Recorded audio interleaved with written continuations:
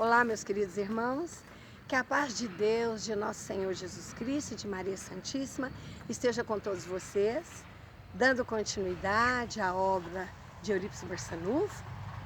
Eu vou iniciar hoje dizendo uma frase dele: o amor é tudo que temos, o único caminho pelo qual um pode ajudar o outro. Eurípides Barçanufo. Então eu vou dizer como foi a sua conversão à doutrina de amor, à doutrina espírita.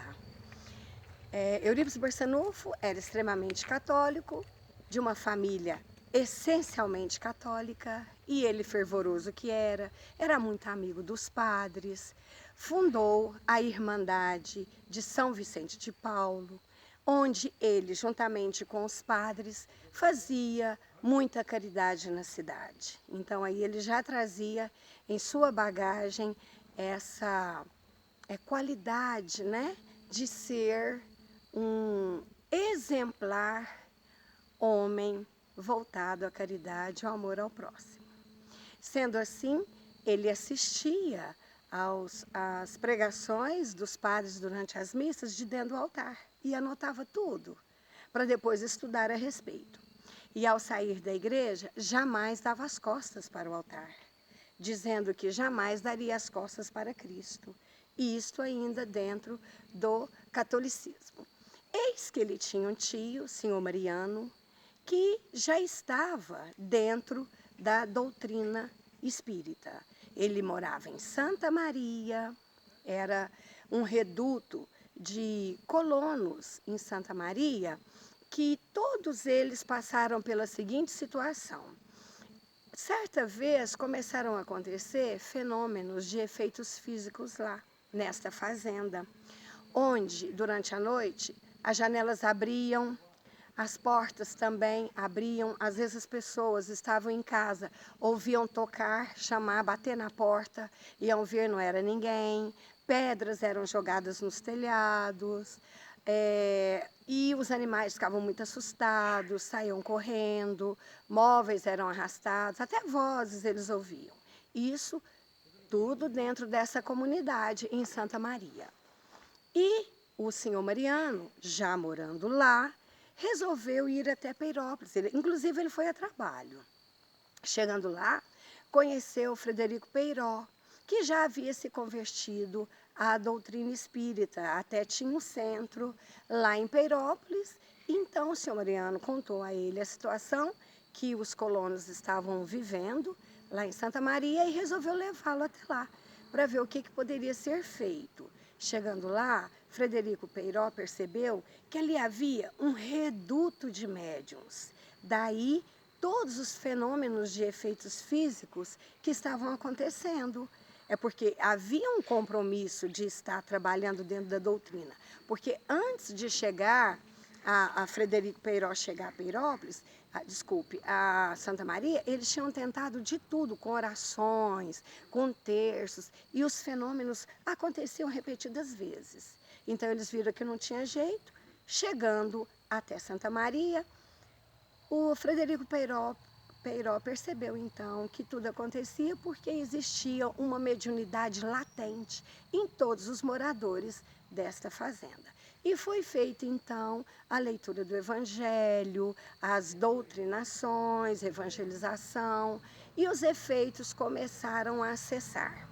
Com isso, a comunidade toda, percebendo que o único jeito que eles tiveram de conseguir cessar esses fenômenos foi através da leitura do Evangelho segundo o Espiritismo de Allan Kardec e das sessões espíritas, que todos se converteram ao Espiritismo. Começaram a estudar também, junto com o senhor Mariano, começaram a prática do Evangelho fazendo a caridade. Tanto fizeram pela doutrina espírita que até um jornal eles criaram lá na fazenda, chamado Jornal Alavanca, para a divulgação da doutrina de Jesus, da doutrina espírita. E o senhor Mariano, é claro que indo até Sacramento, contava de todos os fenômenos que haviam acontecido lá e que tinham parado depois que começaram a estudar a doutrina de Jesus.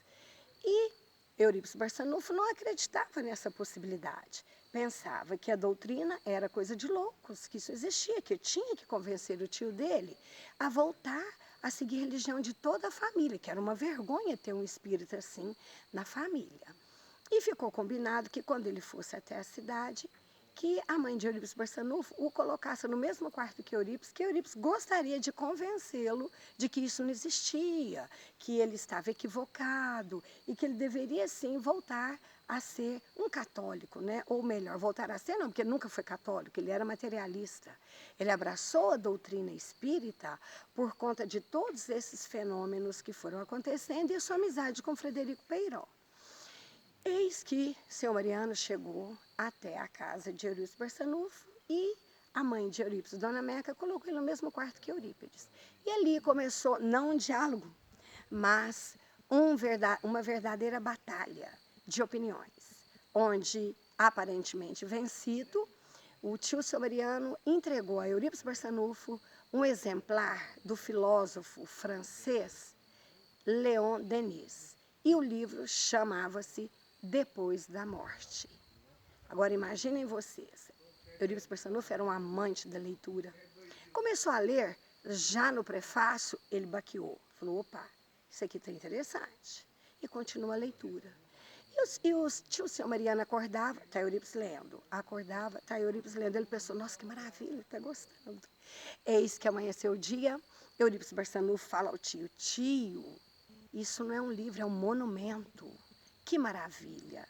Foi através da leitura do livro Depois da Morte, de Leon Denis, que Eurípides Barçanufo entendeu as bem-aventuranças, o Sermão da Montanha, também conhecido como Sermão do Monte, que ele não havia entendido através da leitura da Bíblia, que o padre havia emprestado a ele, o que não era muito comum à época, porque poderia ler a Bíblia apenas os padres, porque estudavam para isso. Mas como ele era um amante dos livros, foi emprestado a ele, e ele nada se convenceu e não entendeu, dentro da Bíblia católica, o que seria o Sermão da Montanha.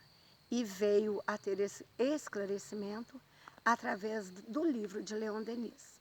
Pois bem, dando continuidade a isso, ele começou a estudar a doutrina, começou a estudar e a primeira sementinha da doutrina espírita havia sido colocada no coração de Jesus naquela noite memorável na casa de Eurípides Barçanufo junto com o tio senhor Mariano.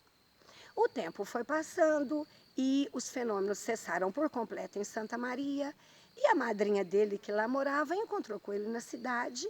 E ele pergunta, e aí, como estão as coisas lá? Ela falou, olha, você deveria assistir a um trabalho mediúnico, pois você percebe que os colonos analfabetos, semi-analfabetos, discorrem sobre tudo que está contido no Evangelho com a maior clareza possível, como se fossem estudiosos e da maior competência. É uma coisa que você tem que ver. A mediunidade latente deles proporciona com que eles ensinem e expliquem como se fossem os apóstolos de Jesus. Eurípides ficou com aquilo na cabeça, o tempo passou.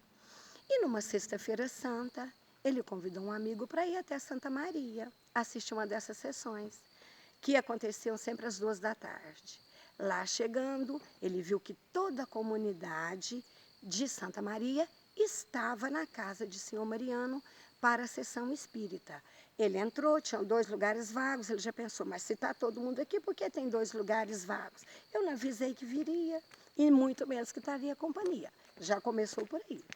Entrando, senhor Mariano estava iniciando a prece, leu um capítulo, e Eurípides então pensou, bom, se realmente os espíritos comunicam com os vivos, que Aristides me explique o Sermão do Monte, as bem-aventuranças, através de João, o evangelista. Qual não foi a surpresa?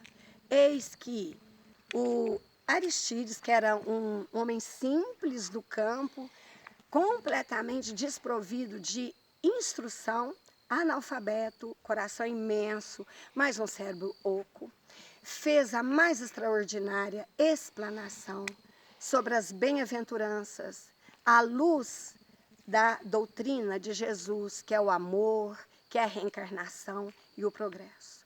A partir dali, Santa Maria foi a estrada de Damasco para Eurípides Barçanufo. Ele estava convertido a essa doutrina de luz, a essa doutrina de amor, de caridade.